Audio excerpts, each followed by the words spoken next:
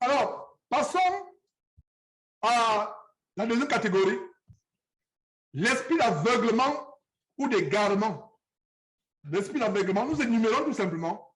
Chaque catégorie peut faire l'objet d'un enseignement tellement profond, je l'ai dit. Donc, l'esprit d'aveuglement ou d'égarement. Et plus haut, je vous disais que Dieu peut commander à un esprit impur de punir son peuple. Comme introduction à cet enseignement, je disais que Dieu peut commander à un esprit impur de punir son peuple qui se rebelle. De punir les rebelles, Dieu commande l'esprit. Et c'est ce qui est dit dans 2 Thessaloniciens, chapitre 2, à partir du verset 10. C'est un verset que je cite souvent aussi. Comment c'est Dieu qui envoie une puissance également. Alors, à partir du verset 10, il dit quoi?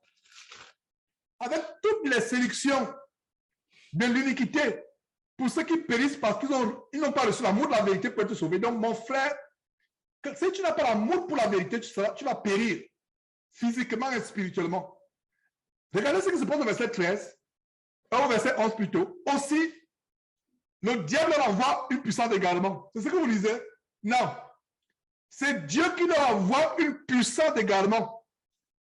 Cette puissance d'égarement, c'est un démon d'égarement, d'aveuglement. C'est une puissance d'égarement. Et il a dit que Dieu envoie. On vous enseigne la parole de Dieu, vous ne voulez pas la recevoir. Vous êtes tellement aveuglé, vous avez tellement fait les faux pasteurs. Voilà cet esprit d'aveuglement. Voilà comment il se manifeste. Dieu leur envoie un esprit d'aveuglement et d'égarement pour qu'ils croient au mensonge, afin que ceux qui n'ont pas cru à la vérité, mais qui ont pris plaisir à l'injustice, soient condamnés. Si tu prends plaisir au péché, on veut te dénoncer, on veut t'amener à fuir le péché, tu dis qu'on exagère. On veut te prêcher le vrai évangile, tu dis non, non, on aime la prospérité de Kassanou. Non, on aime le faux évangile de Masolo Chinasi. Non, on aime cet évangile, on veut être riche. On veut être quelqu'un dans ce monde. Si tu aimes la fausseté, tu aimes l'injustice, tu aimes un faux esprit, tu aimes un faux Jésus, tu aimes un faux évangile, Dieu va te rassasier du faux évangile. Dieu va te rassasier. Et regardez comment c'est Dieu qui envoie. Au verset 11, il n'est pas dit que c'est Satan qui envoie une puissance d'égarement. Puissance d'égarement, c'est un démon d'aveuglement. Donc Dieu envoie une puissance d'égarement pour qu'ils croient au mensonge. Il y a des choses tellement élémentaires. Quand un faux pasteur enseigne, tu sais que c'est faux, mais d'autres croient.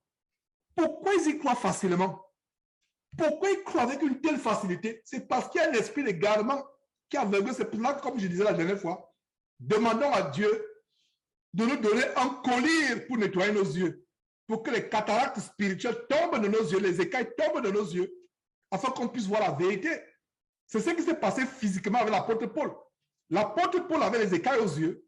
C'est pour ça qu'il pouvait persécuter l'Église, s'opposer au ministère des premiers disciples de Jésus-Christ. C'est pour ça qu'il pouvait cautionner, approuver le meurtre et l'assassinat d'Étienne. Il pouvait mettre les chrétiens en prison parce qu'il était aveugle. Mais une fois que les écailles sont tombées des yeux, après qu'Ananias ait prié pour lui, il a été aveugle pendant 3 jours. Dès qu'Ananias a imposé les mains, il tomba de ses yeux. Il a imposé les mains, il tomba de ses yeux comme des écailles. C'était le symbole de l'aveuglement. Et qu'est-ce que nous découvrons dans 2 Timothée chapitre 11? Ce n'est pas Satan qui envoie l'aveuglement. C'est Dieu qui punit les gens. Vous n'aimez pas Dieu. Vous n'aimez pas la parole de Dieu. Alors vous serez rassasiés par l'aveuglement. Vous serez rassasiés par le mensonge. Puisque vous aimez le mensonge. Vous n'aimez pas la vérité. Vous aimez le mensonge. Vous serez rassasiés. Et dernier verset dans ce cadre, 2 Timothée chapitre 4, verset 4. À partir du verset 3 même, qui dit quoi?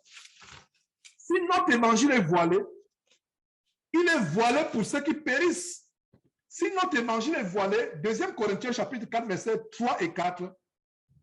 2 Corinthiens chapitre 4, verset 3 et 4. Si notre évangile est voilé, il est voilé pour ceux qui périssent, pour les incrédules dans le Dieu de ce monde.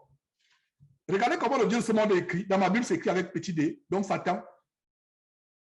Pour les incrédules dans le Dieu de ce monde, aveugler l'intelligence, afin qu'ils ne voient pas briller la splendeur de l'évangile de la gloire de Christ qui est l'image de Dieu. Donc, ces deux versets, 1 Thessaloniciens chapitre 2, verset 11 et suivant, et 2 Corinthiens chapitre 4 et 4, nous montrent deux sources d'aveuglement spirituel.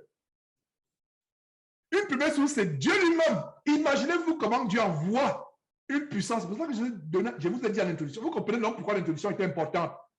Voilà un exemple comment Dieu peut commander à des esprits impurs de faire, d'accomplir sa mission de punition des rebelles. Si vous n'avez pas suivi la première partie de cette émission, de cet enseignement, allez, vous allez la reçu plus tard pour qu'on gagne du temps. Je ne vais pas reprendre pour les retardataires. Donc, Dieu envoie un démon d'égarement. 2 Thessaloniciens chapitre 2, verset 11. Nous voyons comment Satan lui-même aussi est derrière l'aveuglement spirituel. Donc, voilà comment se manifeste l'esprit d'égarement ou l'aveuglement.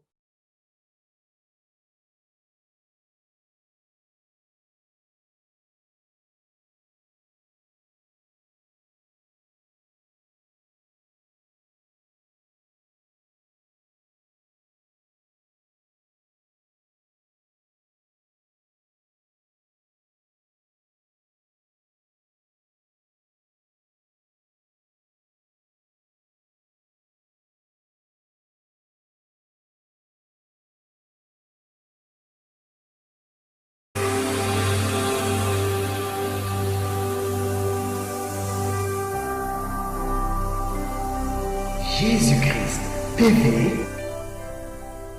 vous connaîtrez la vérité et la vérité